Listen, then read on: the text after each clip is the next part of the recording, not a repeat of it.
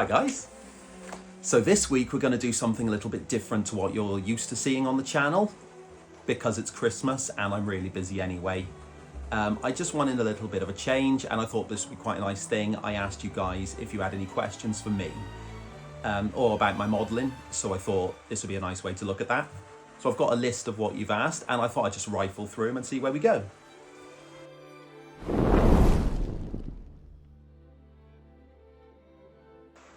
When I was a little boy, we used to have our holidays as a family in Darin, so I grew up around the Talyllyn. Every holiday I was there. I don't really like the beach, so I think when I was old enough I used to spend my time at the trains. When I became a teenager I used to bike over to Darin to go to the trains, and then that never really went away. Modelling came in by accident actually. My two granddads had some sort of input. The one had a shop in Welshpool, and he helped me build my first model train set on an old door in a spare time. My other granddad used to buy me second-hand trains from a chap in the market, but proper making real train layouts, that sort of came in by accident, because I bought a model of, well, what I thought would be a model of Sir Hayden of the Talyllyn off eBay when I was a teenager, and it turned up it was a kit of parts, and I was like, oh, right, what am I meant to do with this? So I found, I think my first forum was New Railway Modelers. I spent a lot of time on there and I picked up a lot of skills and went from there really, and it sort of went strength to strength, and I didn't outgrow it. I just got more sad and got more trains.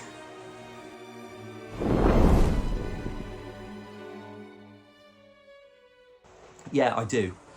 I don't visit many other railways. I go to Chus, Talyllyn obviously. The Welshpool Landfa's not far from where I live.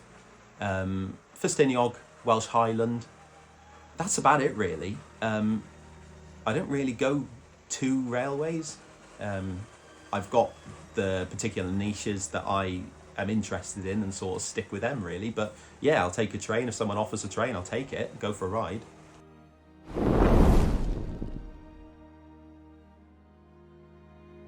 That's subjective though, isn't it? So I'm quite well known for jumping about in scales.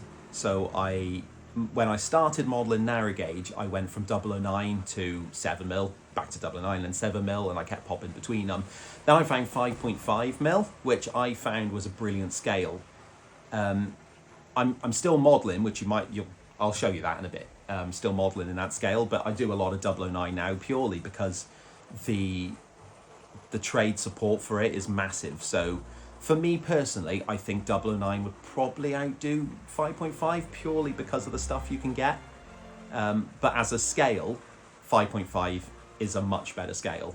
It's just that bit bigger than 4mm, so it's got that edge for the detail.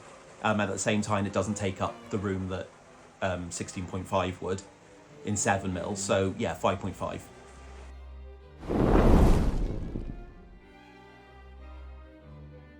Oh, there you go. Okay, I'll show you in a bit, because there's a question coming up that someone wanted to see around the room.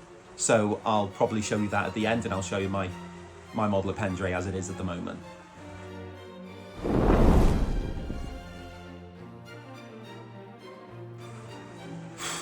That changes.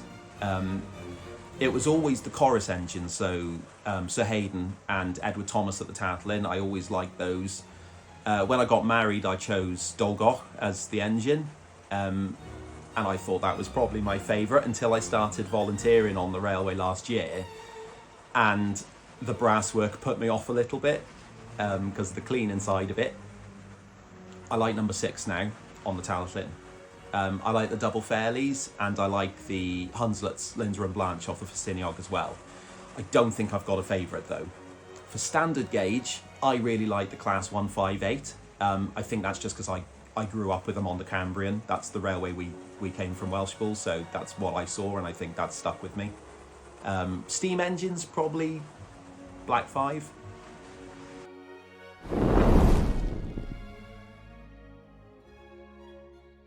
I have, you know, and I've seen people do it. I've seen people do it with proper rack and pinion on the model, and that's something I think I want to have a go at. I think my expertise is in scenery. I'm not actually that great with building chassis and like the mechanical side of things, so I think that might be a struggle, but let's see it more of a challenge, and yeah, definitely see that at some point.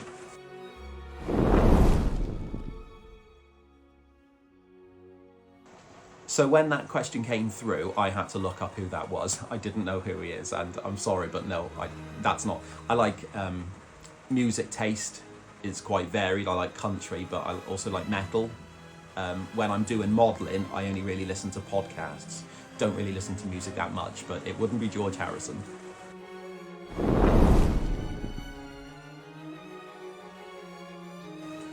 Yeah, so Pendre is built on 4x2 boards, which again, I'll show you in a bit.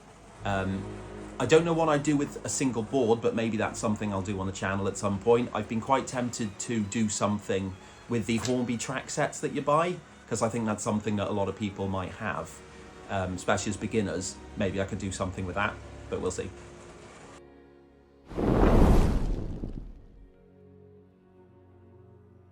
Again, that's a question. I asked my wife what she thought my answer would be. She said the Taliesin.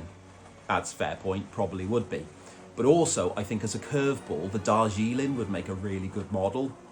Good looking engines and really awesome scenery, but I don't know how big this hangar is somebody's going to be buying me to build it in.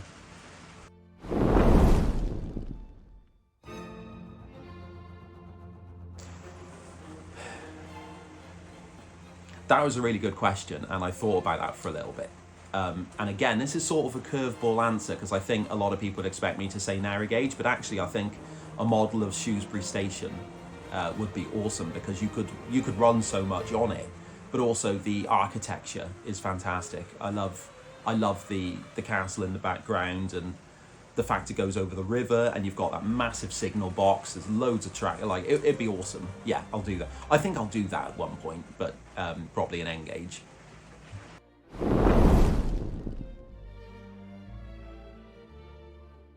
I really like the tattoo I did for the chorus layout, actually. I was quite chuffed with how that looked, even though it's got no lining or anything fancy. I think it really gives that look of a hard working engine. I quite like my model of Douglas as well. I thought the blue was bang on for that. In 5.5, my model of Dolgoch is pretty nice. I've recently redone the lining, and I'll show you that later, but I think that looks quite fine.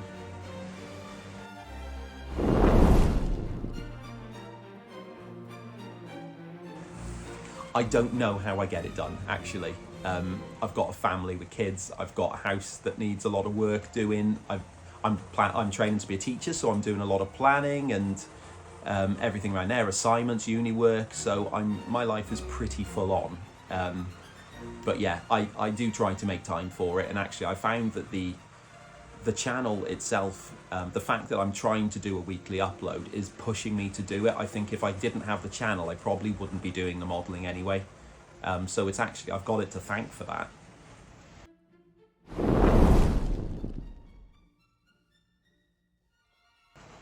I think you just got to push yourself to do it. I think, like I was saying, the channel for me is like the reason I get so much done. I think if I didn't have it, then I wouldn't do it.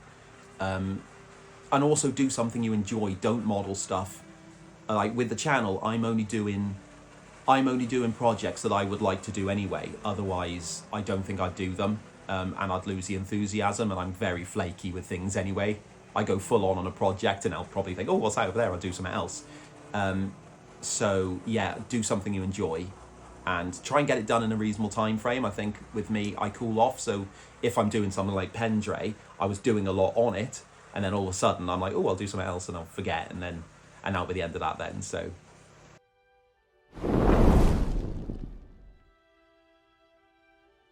I'm not really into standard gauge. I like the look of heavy weathered standard gauge engines, but I wouldn't know what line they're from. I like the Cambrian, but again, that's because I grew up on the Cambrian. I'll say the Cambrian.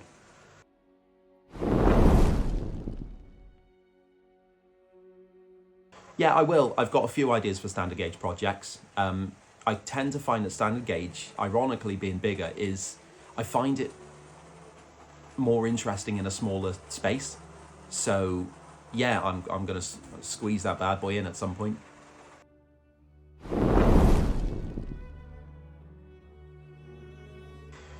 Right, what equipment do I use? Right, I'll show you the room and you can see what I use. Okay, I'll talk you through it. So, right, this is Corish, which you've seen plenty of times on the channel. Hopefully you watched the build. Still running flawlessly, which is nice because I don't clean it very often. There we go. So this is just as you come through the door. I've got my calendars, which I don't write anything on. My calendar from... What is that? Mature, like, yeah, my daughter's written poo-poo on that. Thanks, Joey, I need a new one now. So this is my workbench. Okay, so I've got I sit in the middle. I do my work there. I'm currently tidying up I'm servicing the airbrush because it's a mess. I've been doing a lot of spraying recently, so I'm sorting that out. There's a pile of kits that I still need to build for the TR series. So these are my paints. I've got my enamels at the top, which I don't actually use that often. So this is the miniature paint series in the middle there. So that's like the earth brown that I use a lot of. Mascol and varnishes there. This is the ammo MIG stuff. So that's a lot of the weathering powders and things like that I'll mention I use. I get those from Chester Model Centre. I find they're really good. The black wash, obviously, I use loads of that. A couple of bits on the next shelf I don't really use. Oh, there you go. So Citadel I use for my figure painting. So they're the figure painting colours. Don't use those. So this is Army Miniatures. I got this in a second hand, so I got all those as one hit, really cheap. They're really good, actually. They're very thin, but you do have to mix them really well. I shake them for ages. I'm thinking of getting one of those little sort of vortex mixers. Actually, I think that would be really handy for me. So that's the Deco Art and the Anita's paints, which I use the craft paints I use for everything. They are brilliant. They're thick, so they do struggle in the airbrush, but they've got good coverage, and I do like the colours for them. Down from there, oh, this is what I film with. So whenever I film from above, it's this cheap thing here, which is not very classy, but it works. What have we got down here? Blackness and things.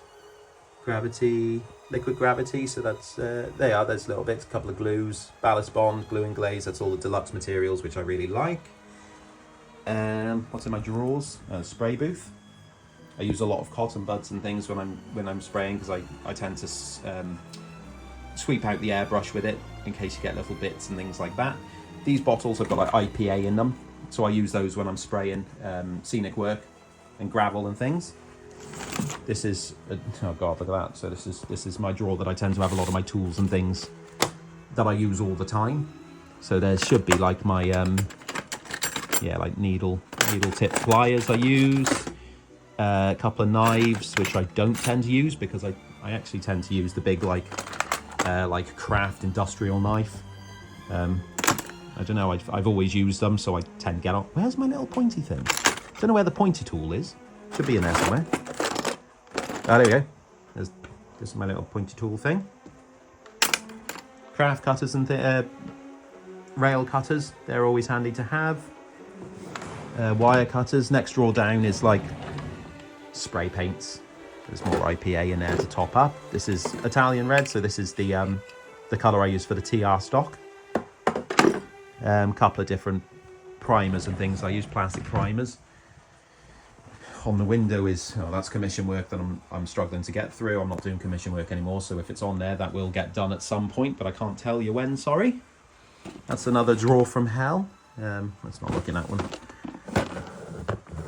Oh, look at those. So I had those made up when I had my old 5.5 layout, so they're logos, but they're stickers, so that's quite nice. Rubber bands, which I found they don't work for anything. They're masking tapes. This tends to be my drawer for like backups. If I run out of a certain color, I use a lot of, for example, I use a lot of this black because it's like a grayish black, so I've got a few ready in the pipeline there in case I need them. That's my like soldering and wire drawer. That looks like that because we just wired up the Christmas layout. So that's a mess because my daughter helped with that. This is my modelling drawer. So this is a lot of the 5.5 and stuff. All my little kits, things I have to finish. These are 5.5 kits that I was in the middle of respraying. And what is that drawer? Label maker. Sounds posh. Clamps, things that I think would probably work and they don't, like a battery powered soldering iron, which is absolutely nothing. So this is Pendre. Well, this is as much as Pendre I've done so far. So this is 5.5. The whole thing has my daughter's Lego on the side as well. So this layout is actually, I planned the whole thing according to laser drawings that the TR had done. So it is perfectly to scale. I make everything from scratch, so all the buildings and everything, they're obviously all made. Just little like paint cans and things. That is actually mesh, so you can see through. I did make like gas canisters and stuff in there. Not that you'll ever see them. Crossing gates. Kez's car. A little bit of their garden. So I'll show you that Dolgoff that I was on about before. This is the body for it. So this is a 5.5 one, which I thought that the finish was really tidy. I was really chuffed with that one. And I got Tom Rolt as well. So there's Tom Rolt, which is waiting to have the fine lining done. Don't know when that'll happen, but it'll happen at some point. What's up there? Oh, so there's the Scarlowy challenge layout. And the Christmas one's next to it there on the shelf. There's a complete collection of the review, which I'm quite chuffed about. And then this is like a... so there's like some books. And there's the laser drawings I mentioned for Pendre. So I whip those out. I had them printed on A1 or A0 actually. And I whip them out when I need to plan anything. This looks a mess, but I actually use this all the time. So this is like my soldering iron and my broken static grass applicator, my resins, things like that. Any cork, big bits of stuff is just a big pile, but I always use them. This is my plasticard drawer. So that's not very nice. But I do tidy this every couple of months, and then as soon as I get one thing out, it looks like that again. Christmas obviously is in the house, so this room is also storage. Oh look, scenic stuff, so that's quite cool. So again, snowflakes and stuff, deluxe materials. I'm going with Green Stuff World for my my leaves and things like that at the moment. I've not used them before. They have static grass in there. The colours look quite good. But the knock leaves that I used to use, I don't know if you can see in there. Oh God, sorry, this video's rubbish, isn't it? Oh, you've seen the leaf material that's on this stuff. There's not many places that do it, and like WWS Scenics, they're not going to do it when I spoke to them, because they said apparently they're not to scale. But so that's fair enough. Green Stuff will do them, so I've got a load of those I ordered over.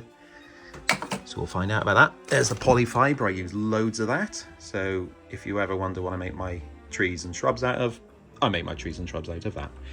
There's a bit of a blonde wig, because I cut that up for my static grass when I need long, pale grass. What's in the next one? Oh, okay, so this is slate. Different grades of slate that I've sieved from Corus. There's some well, actually I'll use this on when we get back to Nant Gwernel layout. So this is cocoa fibre, and I've seen a lot of people use this for sort of bracken and things. So hopefully that'll look really good. Probably not though. I think that's about it really. More magazines underneath, and I got my nice Corus things up there. So there you go. That's what the room looks like. I know a lot of people have been asking about that, so I sit there. Trains are over there. Slowly running out of space. Not sure where Nant Gwernel's going to go at the moment. I might pack up Pendre for now and put Nant Gwynel across there. But you'll know as soon as I know, I guess. So thanks for watching. I hope that it's answered a few questions that you might have. Well, you literally had, and I literally answered them because that was the point. But about the modelling. So thanks for watching, and I will speak to you later on. Going for a drink now. Cheers.